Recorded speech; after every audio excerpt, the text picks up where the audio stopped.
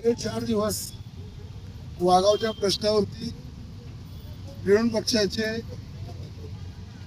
सातारा जिल्ह्याचे या विभागामध्ये कामगारच्या आठवड्याचं काम करणारे आणि गरिबांच्यासाठी रस्त्यावर उतरून अहोरात्र आंदोलनात पवित्रा घेत लोकांच्या प्रश्नांना न्याय देणारे निलेश गाडे, नितीन आवळे, त्याचबरोबर अप्पासाहेब गायकवाड आपले सचिव आहेत, रवी पयाळ आहे आणि सातारा जिल्ह्यातले सगळे आपला सातारा जिल्ह्याचे कार्याध्यक्ष आदित्य गायकवाड आहेत, बापूजी काळे आहेत, अशोक भिसे आहेत, प्रतीक गायकवाड आहेत, वैभव गायकवाड आहेत.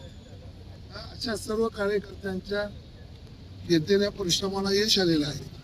आणि गेले 4 दिवस माझं सातत्यानं व्हिडिओ साहेबांशी डायलॉग असल्याचं बोलणं चालू होतं.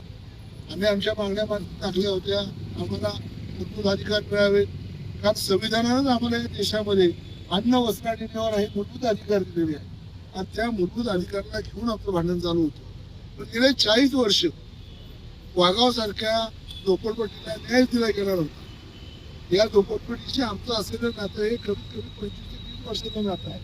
त्यांच्या अनेक प्रसंगात आम्ही होतो, पण आज या दोघांनी आणि बिडो साहेबांनी एकत्र येऊन झालेल्या निर्णयातून एक चांगला सफल निर्णय हातात लागलेला आहे आणि आम्हाला यांनी विश्वास दिलेला आहे की तुमच्या मूलभूत गरजा तर आम्ही आजपासूनच सुरू करतोय पूर्ण करण्याच्या, पण राहिला प्रश्न तुम्ही ज्या जागेवर राहता त्या जागेवर तुमचं असलेलं वास्तव्य लक्षात घेता, शासनाने घेतलेलं धोरण लक्षात घेता आणि शासनाच्या अनेक मला वाटतं GR सोबत 16च्या GR प्रमाणे आम्हाला जे लोक जिथं राहतात त्यांची घराच्या नोंदी आढळा व्हाव्या तसा करण्याचा त्यांनी आम्हाला विश्वास दिलेला.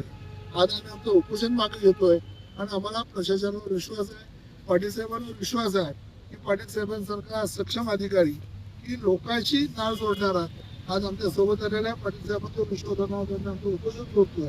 रामदास आठवले गेले आठवले साहेबांनी तात्काळ जिल्हाधिकाऱ्यांना फोन केलेले आहेत, त्यांनी देवेंद्र फडणवीसशी बोलणं केलेलं आहे आणि ते म्हणाले की आपला शासनाचं धोरणच आहे की जी माणसं जिथं राहतात त्यांची तिथं आठवण बनवावे आणि धोरणावर आपलं काम झालं नाही तर त्या संबंधित अधिकाऱ्यांवर कारवाई होणार आहे. त्यामुळे रामदासजी होती आणि त्याप्रमाणे यंत्रणा चालू गेलेली. हा निवड पक्षाला मिळालेलं यश हा त्या यशाबरोबर गरीबाला मिळालेला न्याय. सामान्य गरीब माणूस सुद्धा या देशाचा मालक बाबाचा केला, त्याची मालकी आज आम्हाला ठेवण्यामध्ये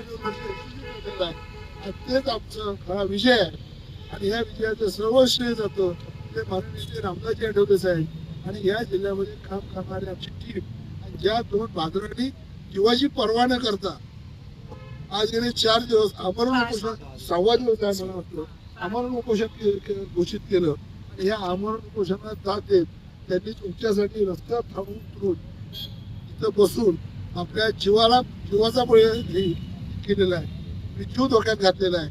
अशांना पुन्हा एकदा पक्षाच्या वतीने पुन्हा शुभेच्छा देतो, तुमच्या लढ्याला यश आलं असं घोषित करतो आणि आपण सर्व त्यांच्या पाठीशी उभे राहिला त्याबद्दल आपल्या संघाचे पुन्हा एकदा धन्यवाद आणि आभार मानतो.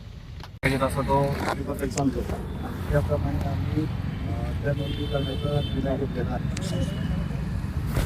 किती दिवसात यांच्या या मागण्या वगैरे मंजूर होणार आहे काय आहे? आता सरपंच प्रशासन बॉडी आहे आणि कोर्टाचा निकाल लागल्यानंतर शासकीय कर्मचारी किंवा अधिकारी प्रशासक होतील आणि त्यानंतर आपल्याला आपल्या मार्फत नोंदी करता येईल. त्यांची 3री पिढी आहे, आतापर्यंत काय हे प्रश्न लांबले पडेल काय सांगा?